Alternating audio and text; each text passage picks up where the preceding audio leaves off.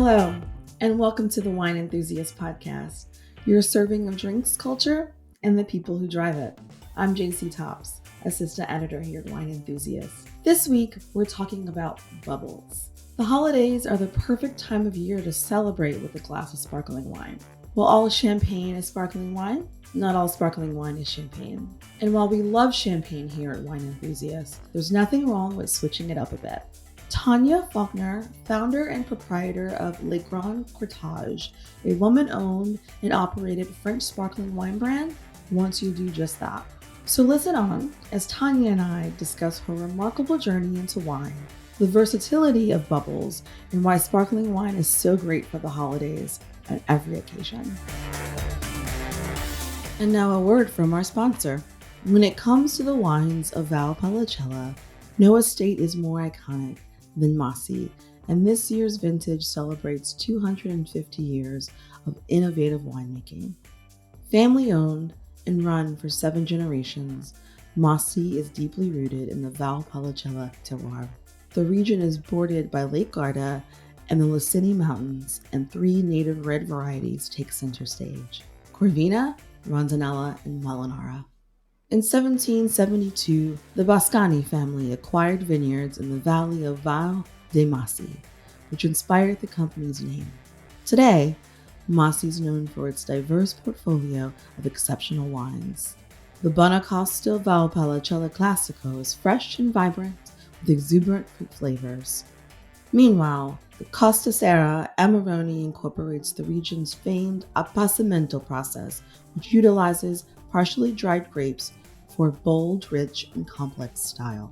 No wine better exemplifies Masi's innovation than Campo Fiorine, where a unique double fermentation process creates a wine with both opulence and freshness. Visit wineenthusiast.com to learn more about Masi and the Italian wine mosaic. Drink responsibly. Be 21. Hi, I'm JC Tops, assistant editor here at Wine Enthusiast, and today I'm talking with Tawnya Faulkner, founder and proprietor of Grand Courtâge, a French sparkling wine brand. Welcome, Tawnya. How are you doing today? I'm fabulous. Thank you for having me, and I hope you're having a great day as well. Thank you so much for being here. I'm so excited because I've had the opportunity to have your wines, and they are absolutely delicious. So I'm excited to talk to you today. Thank you for that. I'll always, starting with delicious is a good way to segue, right? For the people that can't taste it.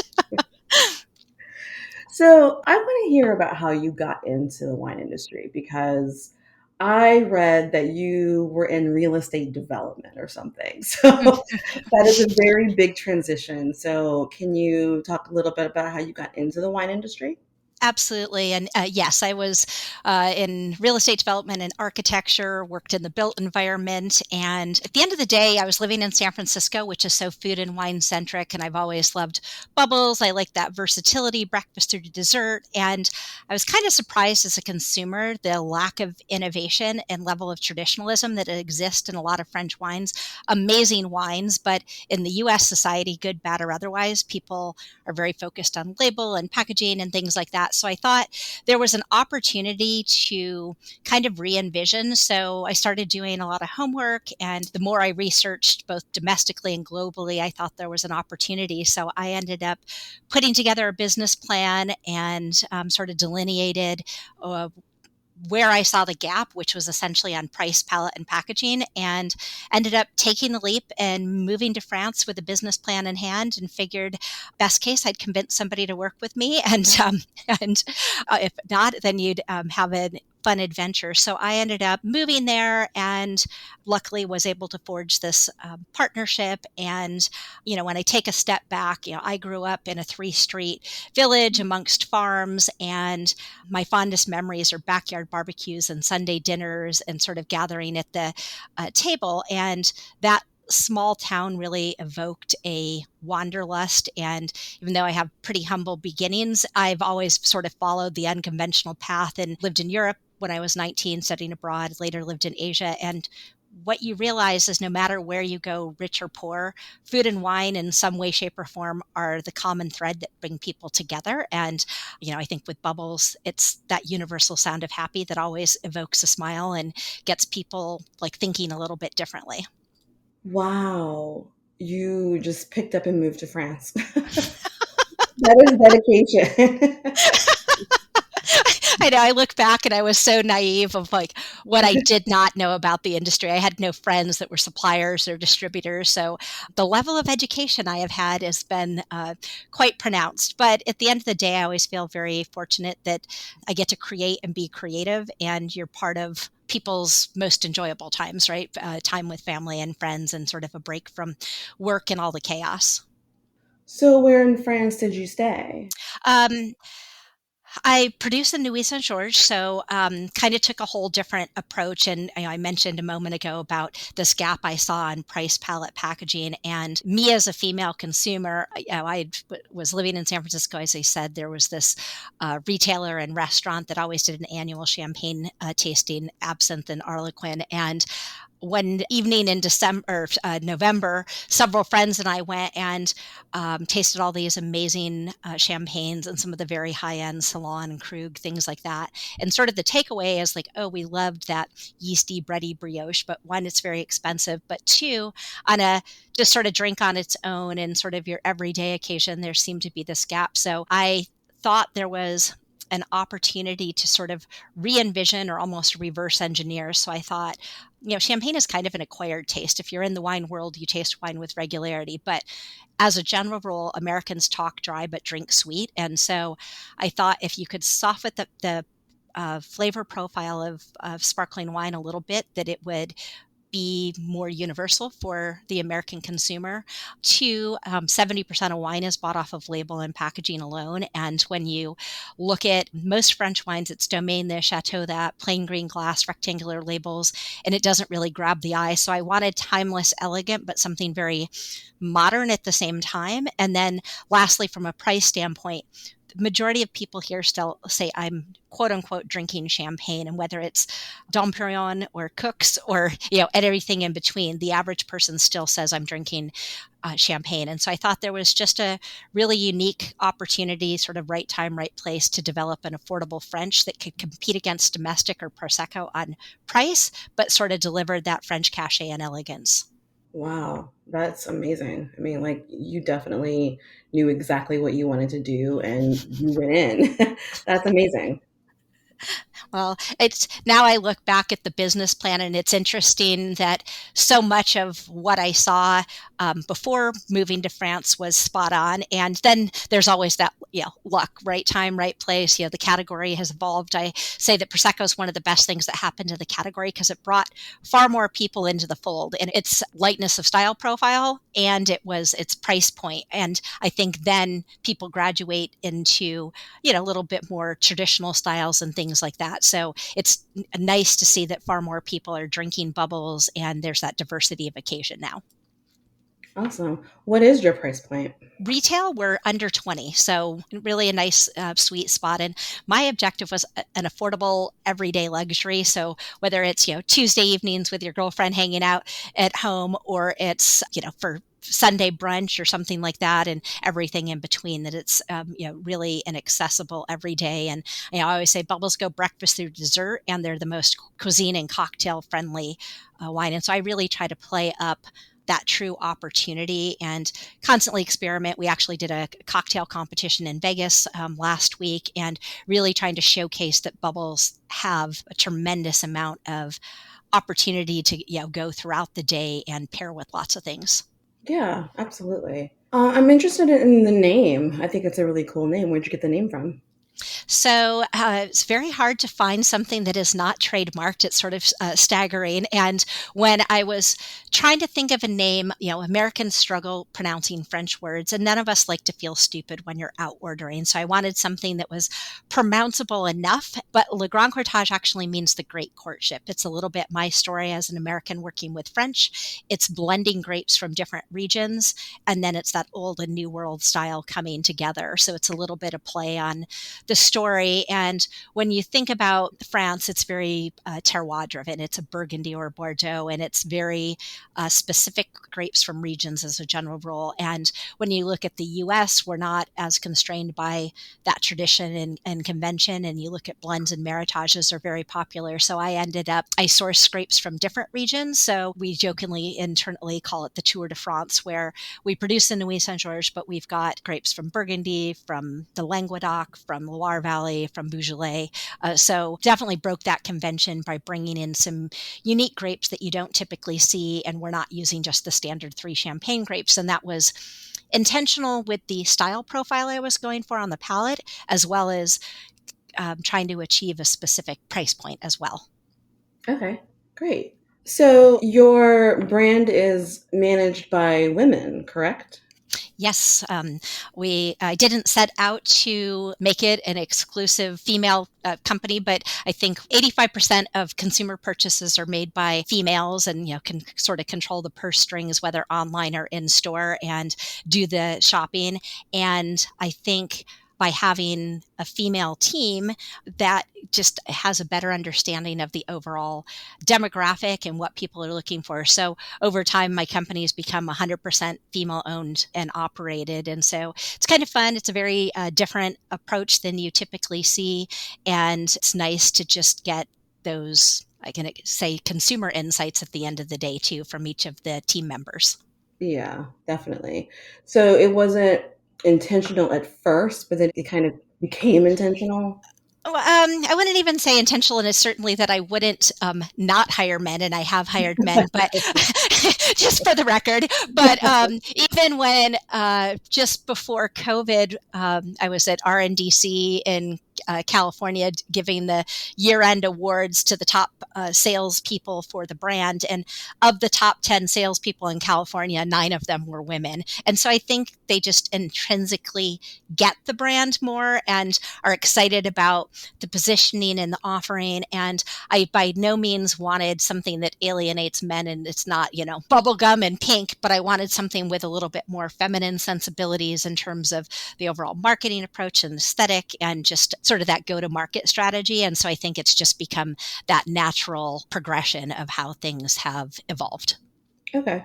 So, are people in the US drinking sparkling? I mean, I know I'm drinking a lot more sparkling, especially since the pandemic. But I could find any reason, like, oh, it's a Monday, I'm drinking sparkling wine. But like, is that a trend that we're seeing? Because I feel like it wasn't years ago. That's correct. And there's definitely been a shift. And I think it's interesting, the pandemic, you'd think people would be kind of doom and gloom, but contrary to the realities that existed, bubbles were definitely on the rise. And we joke internally and say it's like whether you need to celebrate or commiserate, there's always a reason to pop that cork. So it's been interesting. Like over the past decade, there's definitely been an increase in the sparkling consumption. And as I mentioned, I think Prosecco's helped to fuel that. But when you look at the wine industry as a whole, most categories are flat or down, and sparkling's kind of one of the darlings right now, where big increase in consumption, both on and off premise. You're seeing a shift, and I think people have embraced that. Whether it's the aperitif and like let's have a glass to start the evening, or recognizing it's a lot more parable than people may have thought, and it's not just oysters and caviar and things like that. It's fantastic with fried chicken, popcorn, spicy Asian things like that. And so there's a market shift in the category overall, and I think that it's not going to slow down. In fact, the projections show that through 2026 that the momentum in the category is definitely still there. Yeah, yeah, definitely. But you also have a still wine, correct? Yes, I have a Très Chic Rosé, so it's sort of a Provence style still rosé, a little bit softer. And with each of we have a Blanc de Blanc Brut and a Brut Rosé for Le Grand Courtâge, and both 750 ml and the 187 ml. And then we launched with the Très Chic Rosé. And with each of them, it was a similar approach where we wanted something that is kind of that crowd pleaser. If you're having, a dinner party or, people over, that has a nice dryness and acidity at the front, and then a nice fruit and floral on the finish. So they're by no means sweet. They just have that softness. So it's very sort of user friendly, great for pairing with various foods and such.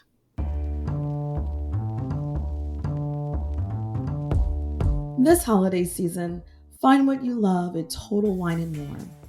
With so many great bottles to choose from, it's easy to find a new favorite Cabernet or Chardonnay, or the perfect gifts for everyone on your list with some help from a friendly guide.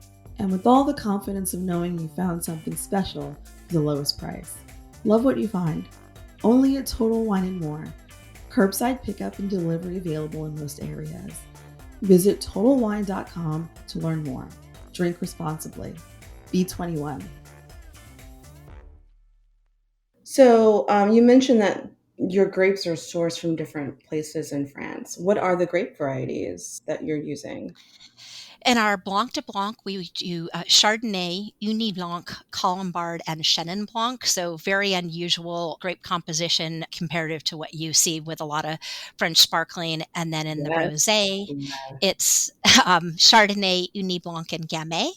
And both the Chenin and the Gamay and the two varietals were very intentional so that you get those beautiful, robust, like kind of pronounced fruit notes without it being overtly sweet by any means. And, the way I looked at it when I first launched, I almost felt like I had to apologize that I wasn't using the standard 3 champagne grapes. But now I really embraced it. And I realized, especially a lot of younger somms and such, are like, oh, those are really unique varietals. And it kind of intrigues. And it's a point of differentiation on a wine list or in store, right?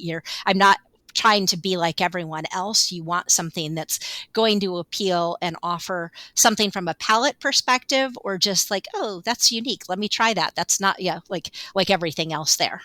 Yeah. Yeah. Do you think that French wine has an accessibility problem? I kind of feel like that's one of the things that you kind of honed in on, especially the price point. Do you think French wine is not as approachable or accessible as it should be? Um, yes, in some respects, for a few reasons. One, Americans, as a general rule, buy on varietal, and French wines are sold by region. And so, unless you're more savvy and or educated and understand a lot of the nuances of, you say, oh, this is a Burgundy, do people recognize that's like, oh, that's, it's a Chardonnay or Pinot Noir or things like that. And so I think there's a difficulty there where people just don't understand all the regions as a general rule. And then there's that traditionalism of labels and packaging, which, is ridiculous. And it's like, there's a lot of amazing wines and terrible packaging that don't do as well as it should. And conversely, there's a lot of horrible wines that have phenomenal packaging and sell very well, right? Yeah. And so it's, the packaging is somewhat ridiculous. And this is coming from a creative, with an architecture and design background. But the last thing people experience is taste. And so when you think about whether you're talking about back bar, tableside, or on a shelf, you want something that's going to grab the eye. It's going to give the perception of exceptional value, that it's going to come across like it's luxury or whatever it may be, right? Every wine has a slightly different positioning. So I think in sort of re-envisioning the packaging and making it more relatable, it helps. And then, when you think about you're in a store, right? We're in the wine world, so we're more aware of a lot of the things. But first, people look at maybe the varietal, then they're looking at price and scores and packaging. And it's like the last thing they experience is taste. Now, if they like it, they're going to come back and buy it. But we focus so much on the taste, but it's like, what's the barrier to entry? What's the pull off the shelf to get that initial consumer? And so that's where I tried to think about the psychology of the consumer, both the psychographic and demographic. And it's like, okay, who are we talking about? What are they interested in buying? How do you create that like momentary escape to the French countryside where people feel like it's an accessible luxury? And it's been interesting. When I launched, you have no idea how a brand's going to take off. And I was a believer that you build brands by the glass. So I avoided going into chains and such because I really wanted that trial, people be able to taste it and such. And so when you sort of think about what it takes to build a brand and how to appeal to somebody, there's so many components along the way. And so it's just been a interesting journey based on that reception. And we've been fortunate, whether it's the say the 23-year-old where it's an aspirational buy, maybe a little bit beyond their budget, but it's still affordable, or the 5-star hotels, the exclusive country clubs and things like that. We've been able to really run the gamut in terms of the types of accounts and therefore the types of economic base or like the demographic that we've been able to appeal to. Okay. Yeah, that makes a lot of sense. As far as accessibility goes, I mean, like, earlier you mentioned that you were at a cocktail event. I know a lot of well, some champagne producers, like they would scoff at the fact that, their champagne is being used in a cocktail. But I guess I kind of feel like, that those cocktails are introducing sparkling wines to consumers. So you're totally fine with your wine being used in cocktails.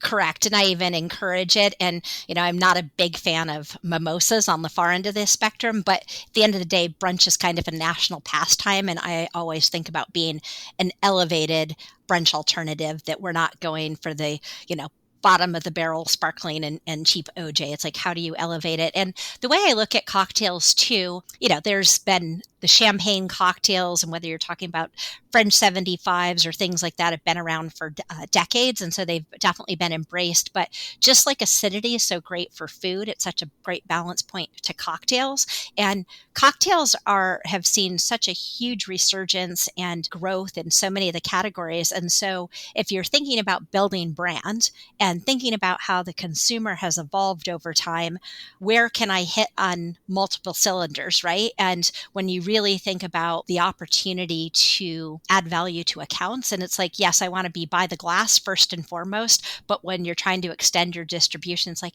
hey, can we get in a couple cocktails? And the effervescence in sparkling adds such a nice balance point, as does the acidity. So it really just creates for a beautiful balanced cocktail. And I'm very excited about that. And also with our price point, I'm all about drinking now. I'm not saying age it for 10 years. This is supposed to be something that's purely about enjoyment and celebration and the little and big wins in life.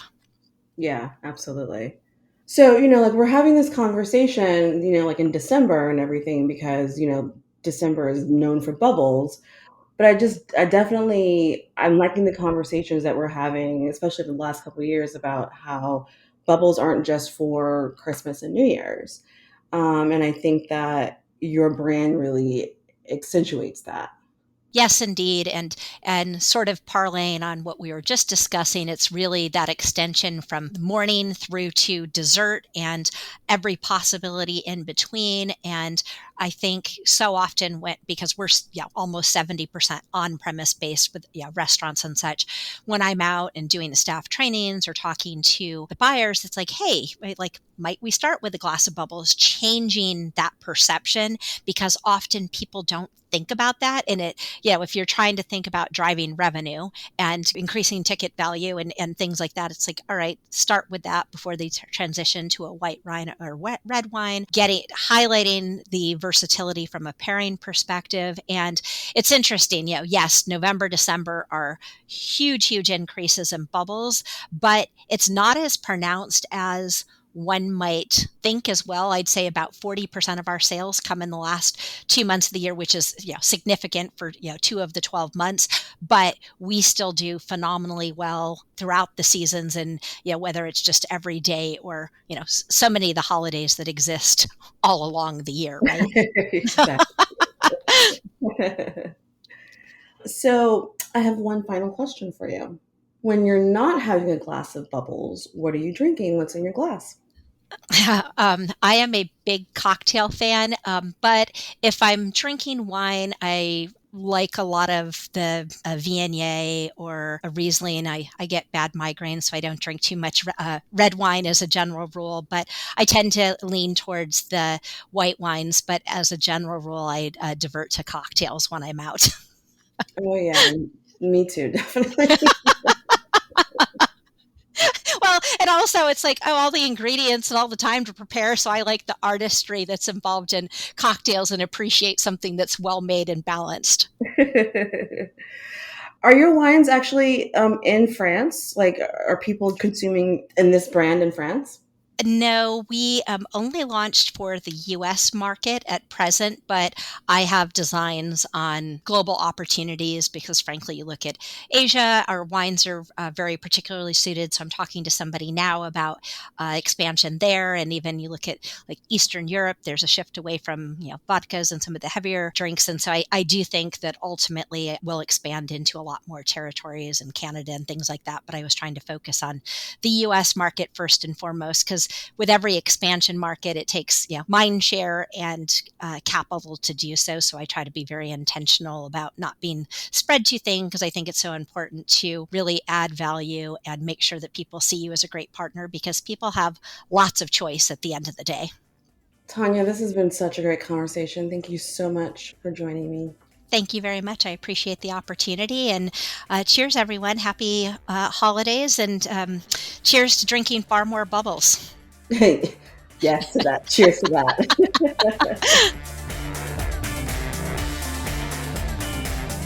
From sparkling wine's versatility to its accessibility, there's so many reasons why we turn to bubbles for the holidays. With varying price points, packaging, and flavor profiles, the sparkling wine list is endless. So whether it's an Italian sparkling, champagne, domestic, or a French sparkling, bubbles will certainly liven up your holidays. So what are you drinking this holiday season? If you liked today's episode, we'd love to read your reviews and hear what you think. And hey, why not tell your wine-loving friends to check us out too? Remember, you can subscribe to this podcast on Apple, Google, Spotify, and anywhere else you listen to podcasts. You can also go to winemag.com/podcast for more episodes. I'm JC Tops. Thanks again for listening.